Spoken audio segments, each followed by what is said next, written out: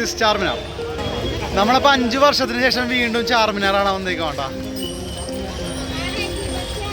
ചാർമിനാർ ഹൈദരാബാദ് വരുന്ന ആളുകൾ മസ്റ്റായിട്ടും വിസിറ്റ് ചെയ്യേണ്ട സ്ഥലങ്ങളിൽ ഒന്നാണ്ട. പ്രത്യേകിച്ച് ഒരുപാട് കാര്യങ്ങളിവിടെ കാണാനുണ്ട്. കുറച്ച് അലമ്പുകളൊക്കെ ഉണ്ട്, അതെല്ലാ നാട്ടിലുള്ള പോലെ. ഇവിടെ രാത്രി ആകുമ്പോൾ ഒരു മ്യൂസിക് ഷോ കണ്ടിട്ടുണ്ട്. അത് അപ്പുറമാണ്. ഞാൻ കഴിഞ്ഞ 5 വർഷം മുമ്പ് വന്നപ്പോൾ കണ്ടിട്ടുണ്ട്. ഇപ്പോഴും അവിടെ നടക്കുന്നുണ്ട്. നമുക്ക് നോക്കാട്ടോ അതെങ്ങനെയാണെന്ന്. അത്യാവശ്യം അടിപൊളിയാണ്. ഇവിടെ മഴ പെയ്തിട്ടുണ്ട്. അപ്പോൾ എൻ്റെ കൂടെ ഒന്നൊരു ഫ്രണ്ടിൽ പോകുന്നു, നമുക്ക് നോക്കാം. ചാർമിനാറിന് ചുറ്റും ഒരുപാട് കരകൗശല വസ്തുക്കളും മറ്റുമൊക്കെ വിൽക്കുന്ന ഒരുപാട് ആളുകളാണ് കേട്ടോ.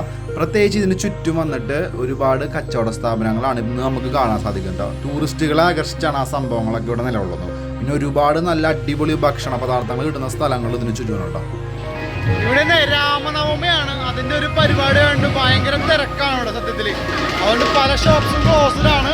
അപ്പം നമ്മൾ ഭയങ്കര റിസ്ക് എടുത്തിട്ടാണ് ഇവിടെ വന്നത്. പ്രത്യേകിച്ച് ഓട്ടോ യാത്ര എന്ന് വെച്ചിട്ട് ഭയങ്കര ഭീകരമായിരുന്നു. ശരിക്കും ട്രാഫിക് നിയമങ്ങളൊക്കെ പറഞ്ഞിട്ടുണ്ടെങ്കിൽ ഇവരുടെ പുസ്തകത്തിൽ മാത്രമല്ല കേട്ടോ, റോഡിലൊന്നും ഭയങ്കര റിസ്ക് പരിപാടിയാണ്. അപ്പം എന്തായാലും നമ്മൾ ഫൈനലിലൂടെ എത്തിയാട്ടോ. പൊളിയായിരുന്നു. 1591 കൂലി കുത്തബ് ഷാണ് ഈ കാണുന്ന ചാർമിനാർ ഹൈദരാബാദിൽ നിർമ്മിച്ചേട്ടോ. ഇന്ന് ഹൈദരാബാദ് വിസിറ്റ് ചെയ്യുന്ന ആളുകളുടെ പ്രധാന ഒരു സ്പോട്ട് കൂടിയാണ് ഈ കാണുന്ന സ്ഥലം. ഇതിന് തൊട്ടടുത്തായിട്ട് ഒരു മിലാൻ ജ്യൂസ് സെൻ്റർ ഉണ്ട്. അവിടെ ഷാഹിദ് മലായി എന്നൊരു ഐറ്റം കിട്ടും. അപ്പം നമ്മളത് കഴിക്കാൻ പോവാണ്ട. ഷാഹിദ് മലായി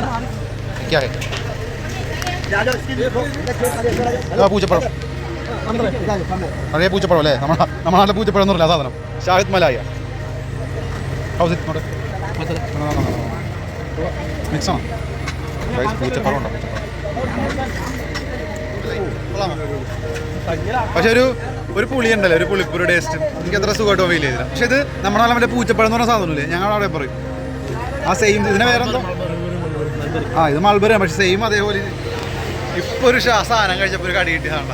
ഇവിടെ ഒരുപാട് വെറൈറ്റി ഐറ്റങ്ങളാണ് കേട്ടോ. പ്രത്യേകിച്ച് ജ്യൂസും ലസ്സിയും കൂടാതെ ഡെസേർട്സ് ഉണ്ട്. പിന്നെ നമ്മളെ ജീവിതത്തിൽ കാണാത്ത കുറേ സാധനങ്ങളൂടെ കാണാം നമുക്ക്. എനിക്ക് തോന്നുന്നു അതിവിടെ മാത്രമേ ഉണ്ടാവുള്ളൂ. ആളുകളെ കാണിക്കാൻ വേണ്ടിയിട്ട് ഇങ്ങനെ നിരത്തി ഫ്രിഡ്ജിൽ വെച്ചിട്ടുണ്ടാവും അവിടെ.